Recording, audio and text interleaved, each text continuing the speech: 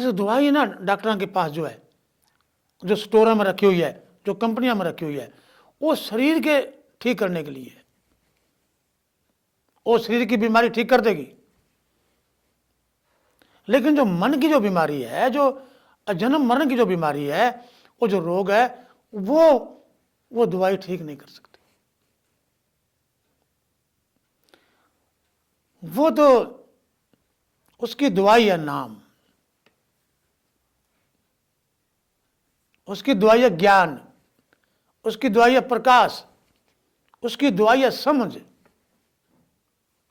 और वो हमारे अंदर होती है। देखिए वाणी में क्या बोलते हैं,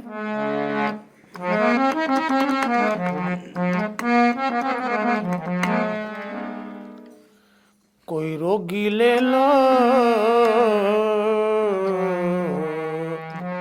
बेचे से नाम दवाई,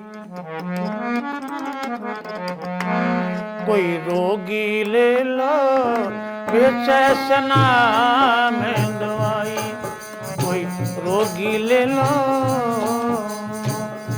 बेचे से नाम दवाई।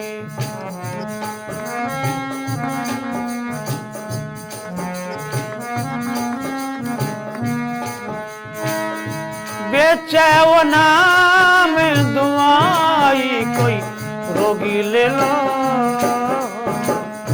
बेचे से नाम दवाई।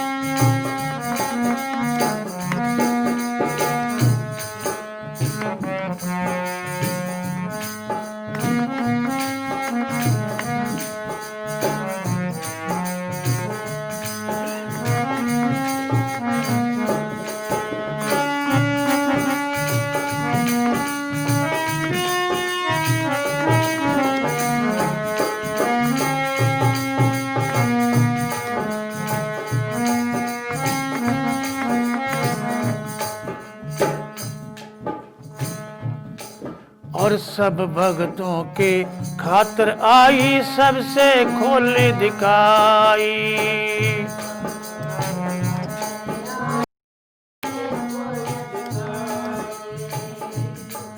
ये सब भक्तों के खातिर आई, सबसे खोल दिखाई।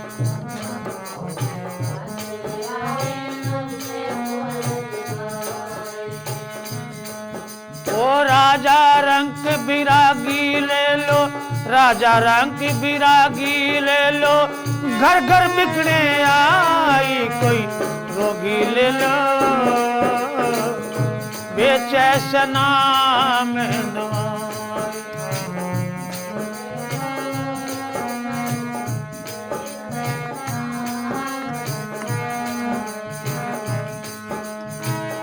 बेचे वो नाम दवाई, ओ दवाई, ओ दवाई, ओ दवाई, रोगी ले लो बेचे से नाम दवाई।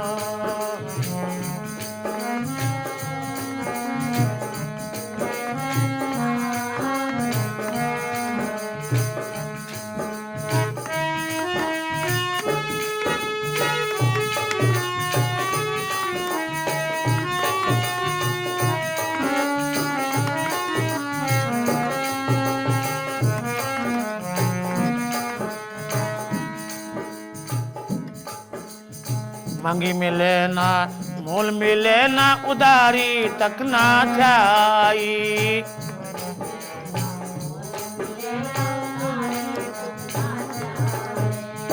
मांगी मिले ना मोल मिले ना, उधारी तक ना जाई।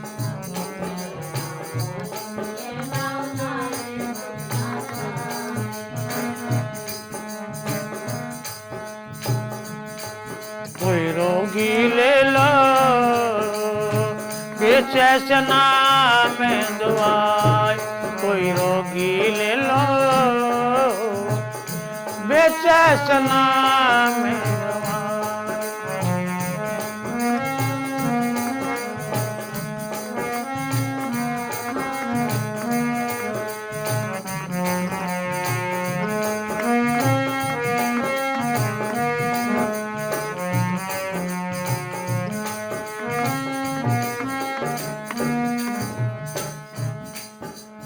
मधुतला में नाक ले लो ओ जागी सरदाई।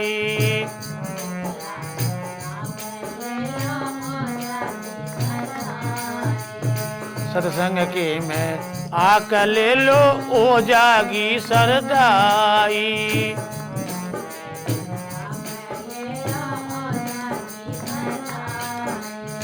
तीन अवस्था में गोते मारो, तीन अवस्था में गोते मारो, दूर हटा के काई रोगी लेना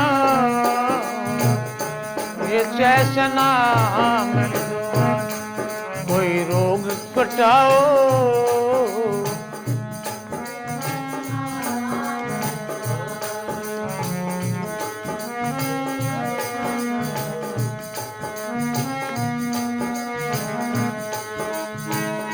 बेचे वो नाम दुआई ओ दुआई ओ दुआई, कोई रोग कटाओ बेचे नाम दुआई।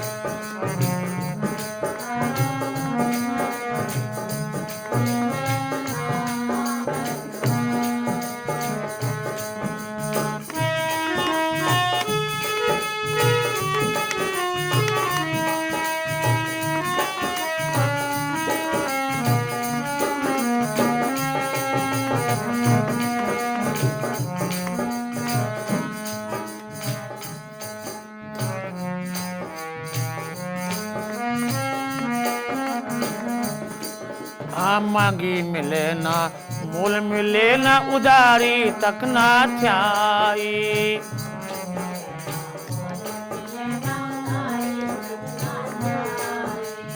मांगी मिले ना मोल मिले ना उदारी तक ना जाई।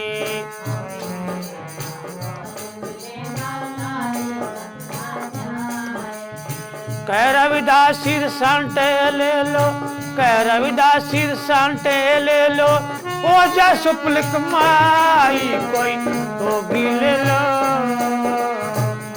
बेचैसना में दुआई।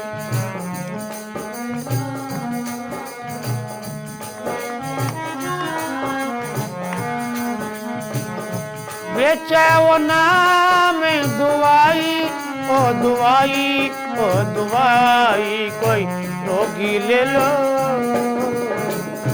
बेचे वो नाम दुआई, कोई रोग कटाओ बेचे नाम दुआई।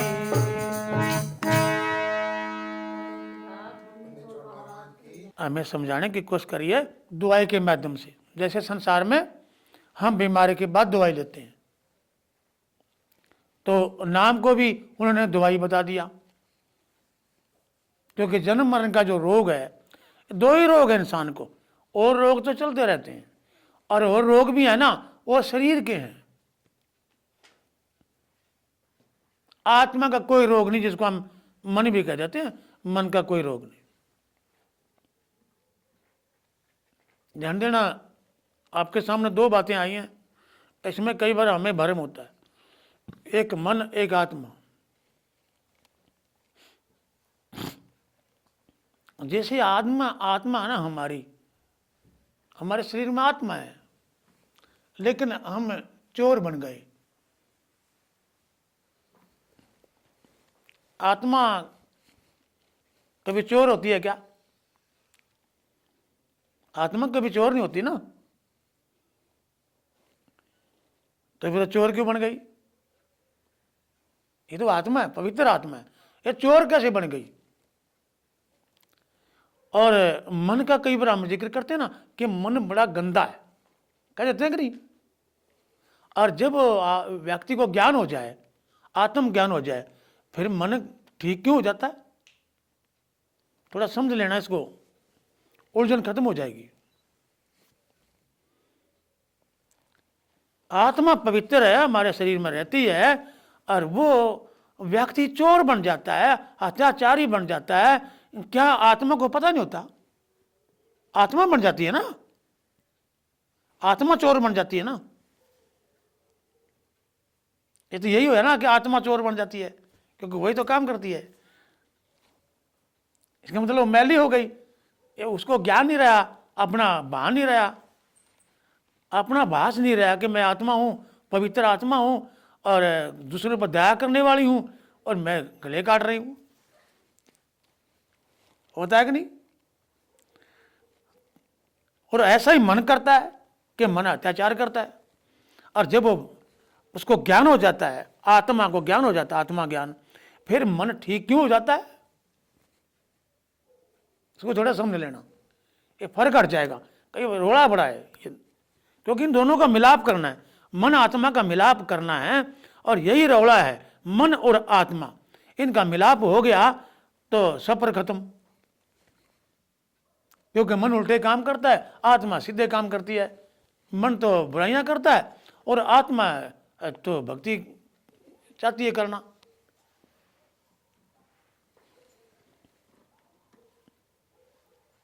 इसलिए जैसे मन को हम गलत कह रहे हैं ना, ऐसे ही आत्मा भी गलत है, अगर समझें तो। जब ज्ञान हो गया तो वे आत्मा की गलतियां दूर होगी, समझ लग गई।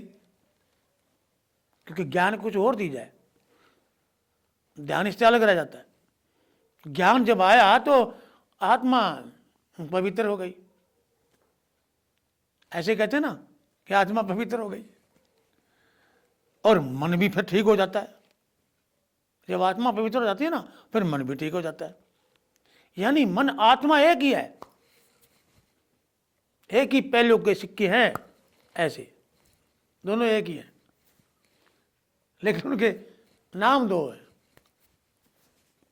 जैसे एक फोटो में दो फोटो छाप दी जाए, एक में किसी की फोटो, एक में अपनी, ऐसे, लेकिन फोटो एक ही है। तो जो मन है ना, अगर इसको नाम की दवाई मिल जाए, इसकी जो इसका बुराइयां हट जाएं, तो ये निर्मल बन जाता है, पवित्र बन जाता है, और आत्मा बन जाता है। क्योंकि इसको ब्रह्म रूप कहा, एक जो ब्रह्म बिंदु है ना, उधर से निकलता है ये मन। और ब्रह्म कहते हैं शुद्ध जीव को, जो शुद्ध जीव होता है ना, पवित्र जीव, उसको ब्रह्म कहते हैं। जो कोई बुराई ना करे संसार में, उसको ब्रह्म कहते हैं। कोई गलती ना करे, उसको ब्रह्म कहते हैं। ये ब्रह्म का अंश है, ये है मन। और उसे आगे हम पार ब्रह्म कह सकते हैं। और आत्मा क्या है कि पार ब्रह्म, यानी उससे ऊंची। जैसे हमारी पढ़ाई की स्टेज होती है ना, और चपरासी से और वो प्रधानमंत्री बन जाता है, कितनी स्टेज हो गई, कितनी ऊंची स्टेज है। वही व्यक्ति है, पहले चपरासी था, और वो पढ़ाई करता करता करता करता प्रधानमंत्री बन गया। इसी तरह हमारी आत्मा जो है ना, वो अपना अनुभव करती करती, जो मन है ये भी आत्मा बन जाता है, और आत्मा फिर अनुभव करती करती परमात्मा बन जाती है। तो वो इसलिए रविदास महाराज जी कह रहे थे, जब तक नाम की दुआई हमें ना मिले, कोई ऐसा व्यक्ति, ऐसा कोई महापुरुष हमें वो तरीका ना बताए, और हमारी जिंदगी पवित्र ना हो, तो हम इसको नहीं जान पाएंगे। चलिए नाम का जिक्र करें। वो ले लिया अंजलि में, और कहने पी लो पी लो। एक बार तो उनकी अवस्था बहुत अच्छी थी, जब लिया तो जब कुंडे की ओर देखा ना, अवस्था बदल गई। इसको कहते हैं कि भाव नहीं था। ऐसा भाव होना चाहिए जो बदले ना, ऐसा नहीं होना चाहिए जो बदल जाए। उसकी कोई वैल्यू नहीं रहती। अगर भाव हमने किया ना किसी चीज का, कुछ सामान खरीदार भाव हो गया, और फिर बदला बदली करें, तो क्या कहोगे उसको? उसको नहीं, व्यापारी नहीं कहेंगे उसको, ये तो बेग ठग गए, तो ये बदल गया, भाव करके बदल गया। तो घाटा भी पड़े और व्यक्ति ने नहीं बदलना चाहिए, वो उसको ही सच्चा माना गया। अब उसका भाव बदल गया और वो अब महात्मा के सामने उसको फेंके भी कैसे, मुश्किल था। राजन पियो कि हाँ हाँ ऐसे करके, और वो ऐसे करके ऐसे निकाल दिया। तो सोचा क्या पता लगेगा इनको, वो ऐसे ही यहाँ को निकल गया, जैसे कमीज है ना, यहाँ को निकल गया। राजन पी लिया कि हाँ, कहने का ठीक है, चला गया, पता नहीं क्या क्या कहता चला गया रास्ते में। आज तो मेरे को बच गया, चमार ही बना देंदा, आज तो मेरे को भी चमार बना देंदा, बच गया मैंने पिया नहीं। लेकिन वो कपड़े खराब हो गए, जाकर निकाले। इनके घर के धोबी होया करते थे पहले, उसको बुलाया, कपड़ा दे दिया कि ये दाग अच्छी तरह मिटा के लाना। और वो ले गया घाट पर। धोबी की लड़की थी 14-15 साल की, उसकी बड़ी भावना थी, लेकिन वो मजबूर थी, किसी महात्मा के पास जा नहीं सकती थी, सुनती रहती थी किसी से। कोई आ जाता कपड़े देने, उसको पूछती कि सत्संग क्या होता है, महात्मा क्या होते हैं, क्या कहते हैं, क्या करे। उसकी भावना तैयार हो गई कि उसकी उन्हें जरूरत थी। ऐसी भावना तैयार होगी, ध्यान देना कि जरूरी नहीं है कि हम किसी महात्मा के पास जाएं तो हमारी भावना तैयार होगी, सुन के भी हो सकती है। अगर पक्का नीचे हो कि पता लग जाए, कुछ सच्चे अंदर में सच्ची भावना हो ना, इसको हम सच्चा मित्र कहते हैं। कि कोई सच्चा मित्र मिल जाए तो उस पर हम विश्वास कर लेते हैं कि हाँ बिल्कुल सच कहेगा।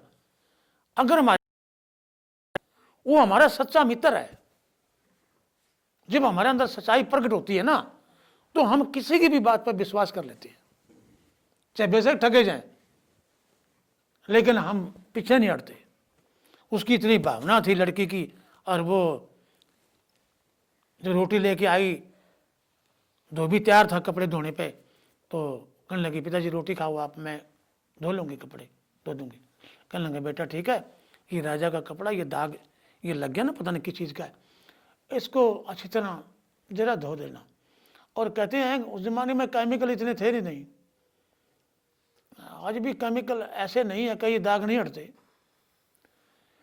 तो इसको ना दान से चूस लेना, दान से चूस के और उतार देना ना, ठीक है। और वो उसी में मगन रहती थी। वो ऐसे कपड़ा उठाया और वो दान चूसते चूसते उसकी ऐसी भावना तैयार हुई और वो अचानक बदल गई, विचार बदल गए। हम कह देंगे सारे मत ये भी लिखा हुआ है कि वो गिर गई, बेहोश हो गई, जैसे उसको बड़ा नशा हो गया, बेहोश हुई। और जो उठी ना तो ऐसी ऐसी बातें कहने लगी, कोई बड़ा ज्ञानी नहीं कह सकता। क्योंकि अंदर एक, जिसको हम पट बोलते हैं, पट, जिसको दरवाजा भी कई बार बोलते हैं, जिसको गुप्त दरवाजा, 10वां दरवाजा कहते हैं, अगर वो खुल जाए ना तो वो विचार हमारे अंदर से आ सकते हैं जो कभी किसी ने हमें सुने भी नहीं, वो अपने आप ही आना शुरू कर देते हैं। तो ऐसे धोबी ने तो विचार सुने भी नहीं थे, क्योंकि वो कभी सत्संग में जा नहीं सकता था, प्रतिबंध था, जाति पाति बहुत ज्यादा था। झाड़ फूक वाले के पास जड़वा के ले आओ, फंस गया। अगर किसी महात्मा के पास मेरे पास आया था कि भाई उसको कुछ ऐसा हो गया, तो वो और कितने तो नहीं लेगा, मेरे पास ले आया, आग जी महाराज जी ऐसे ऐसे उसको हो गया, मैं ठीक हो जाएगी, और ठीक हो गई। अजय झाड़ फूस वाले ने फंस जाता तो फंस गया था ना, पता नहीं कहाँ जाता। तो वो महात्मा मिल गया, उसको क्या क्या बात है कि ऐसे ऐसी बात है, उसके साथ उन्हें बातें करी लड़की के साथ। उन्हें सोचा भाई इसको तो ज्ञान हो गया, ये कहाँ जाती, सत्संग में जाती है क्या, कि सत्संग में कभी गई ही नहीं है, इसका मौका नहीं मिला। कहने लगा फिर इसको तो ज्ञान हो गया है, ये तो ब्रह्म की बातें करती है, सच्ची बातें करती है, अंदर की बातें करती है। तो वो लड़की 2-4 आदमी इकट्ठे करके लड़कियां और उनके साथ बातें सत्संग करने लगी। 5-7 हो गए, 10-20 हो गए, ऐसे वहाँ बैठ जा वहाँ बैठ जा सत्संग करती थी। राजा पीपा को बड़ी लगन थी और वो खाली रह गया। उन्हें सोचा भाई पता लगा कि धोबिया की लड़की बड़ा ज्ञान करती है, मैं उसके पास जाऊं, उसको गुरु धारण करूं। वो आया तो सत्संग उस वक्त तो कर रही थी बैठ के, और राजा को देख कर उठ गई, उठ के खड़ी हो गई और ऐसे नमन किया। उन्होंने कहा मैं राजा आपको राजा समझ कर नमन नहीं कर रही हूं, अगर मैं इसलिए आपको नमन कर रही हूं कि ये जो चीज मुझे मिली है ना, ये आपके द्वारा मिली है। वो कैसे? वो आपका कपड़ा था ना, वो आप धोने के लिए मैंने चूस लिया, मुझे ज्ञान हो गया। ओहो, अभी भावना अच्छी तरह तैयार हो गई और राजा भाग लिया। प्रजा देखे देखे कोई खतरा नहीं, भागा जा रहा है। और जा करके रविदास को नमस्कार किया, देख लिया कि हाँ आ गया भाई, अब तो लुट लाट का आ गया। आओ राजन बैठो। बैठ गया। महाराज मुझे पानी पियाओ, प्यास लगी है। अच्छा ठीक है। कोई बर्तन था, घड़ा था, कुछ ऐसा था बर्तन साथ में। धो के राजा था, धो के जैसे समाज में हम करते हैं, गिलास लोटा धो के साफ करके और वो घड़े में से भर के कहने कर लो, कहने के ये पानी नहीं, आप वही पानी पिलाओ जो आपने उस दिन दिया था। कहने के वो तो आपने पिया ही नहीं। कई मत हैं ज्ञानियों के, कई मत होते हैं समझाने के लिए, एक मत नहीं होता सभी ज्ञानियों का, अलग अलग मत होते हैं। और वाणी का भी जो ना, क्योंकि वाणी ऐसी इतनी गहरी होती है संतों की, इसकी खोज सारे नहीं कर सकते। कोई कुछ निर्णय कर सकता है, कोई किसी उसके विचार कर सकता है, सारे नहीं बराबर कर सकते, क्योंकि ये सागर है वाणी। जितना भी इसके गहराई में जाओगे उसमें तो और कुछ निकले आवेगा, जितना और दूंगे जाओगे और कुछ निकले आवेगा। इसे वाणी मत आई, वाणी वही है। और वाणी वही है, लोगों ने चोरी कराने लगा देगी।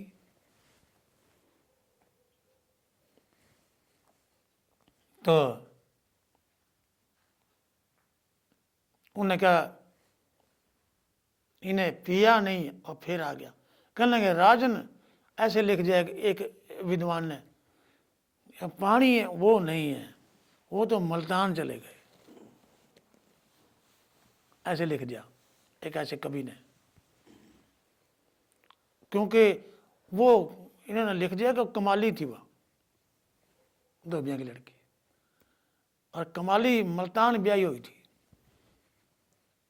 मुल्तानी चोर के ब्याजी थी कबीर ने। क्यों मुल्तान चले गए पानी, ऐसे भी लिख देते हैं। लेकिन वो मुल्तान के रहने वाली नहीं थी, वो वहीं के रहने वाले थी, धोबी की लड़की थी और आम लड़की थी, लेकिन उसकी भावना बहुत सच्ची थी और इतना भाव था वो मिल नहीं पाई कभी। और राजा पीपा को कहा हे राजन, वो तो पानी मुल्तान गया या चला गया, लिख दिया। रविदास जी ने नहीं कहा कमाई करो और वहां जाओ जहां वो अमृत का कुंड है, क्योंकि वास्तव में अमृत का कुंड हमारे अंदर है। अमृत का कुंड क्या है? वो हमारे अंदर क्या है? अमृत का कुंड है। एक उदाहरण रूप में हमारी जो जुबान है ना, अगर यही किसी को गाली देती है और यही किसी को इतनी मीठी बात कह देती है, अपना बना लेती है। ये जबान नहीं है, वो जबान नहीं है, लेकिन जबान के द्वारा ये चीज़ें बाहर आती हैं अंदर की। वो अमृत तो एक आत्मा है, क्योंकि अमृत का अर्थ होता है वो मरती नहीं। अमृत, हम उसको थोड़ा खोल के बोलेंगे ना शब्द ऐ करके, अमृत, या सीधा अमृत कह देंगे तो समझ में नहीं आएगी। अमृत जो थोड़ा ऐ कह देंगे, अमृत यानी नामृत,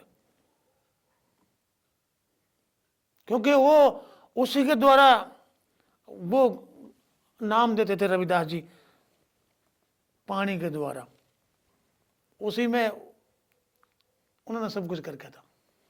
एक गोविंद सिंह महाराज जी और एक रविदास जी, ये दो ही अमृत के द्वारा नाम देते थे, और कोई नहीं देता था।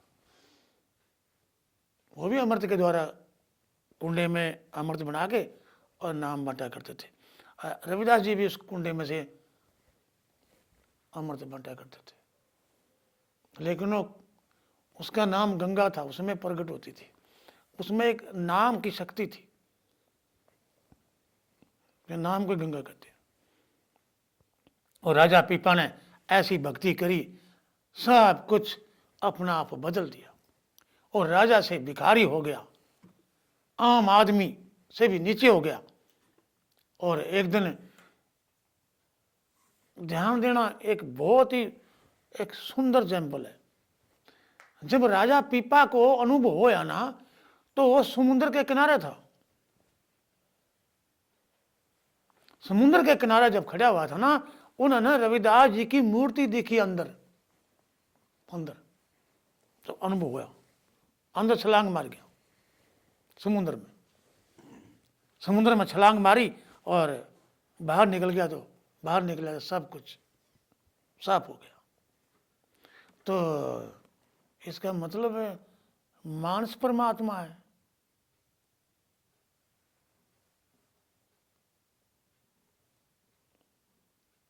इसका मतलब मानस ही परमात्मा है। मानस परमात्मा है क्योंकि मानस के अंदर ही वो प्रकट होता है, और किसी के अंदर प्रकट नहीं होता।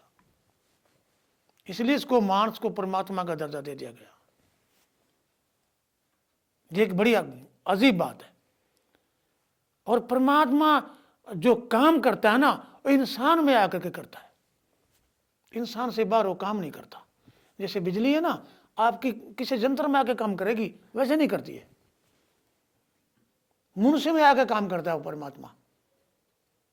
ऐसे रविदास जी की कथा है, और कितने महात्मा के ऐसा ही है।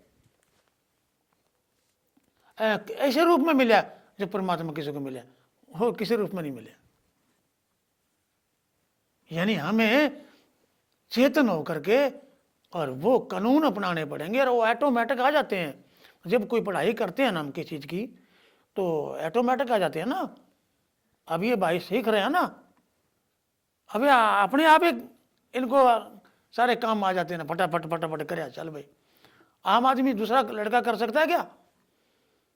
कोई भी कार्य है, और जब उसका प्रैक्टिकल हो जाता है तो ऑटोमेटिक सब कुछ आ जाता है उसको। तो यही भक्ति की बात है, जिनका प्रैक्टिकल हो जाता है ना, उसको ऑटोमेटिक सब चीजें आती हैं। कोई देने वाला नहीं होता, पीछे आप पे आ जाता है सब कुछ।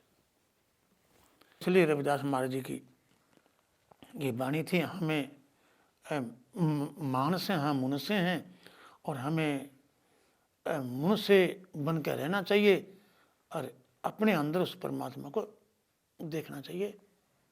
ये हमारा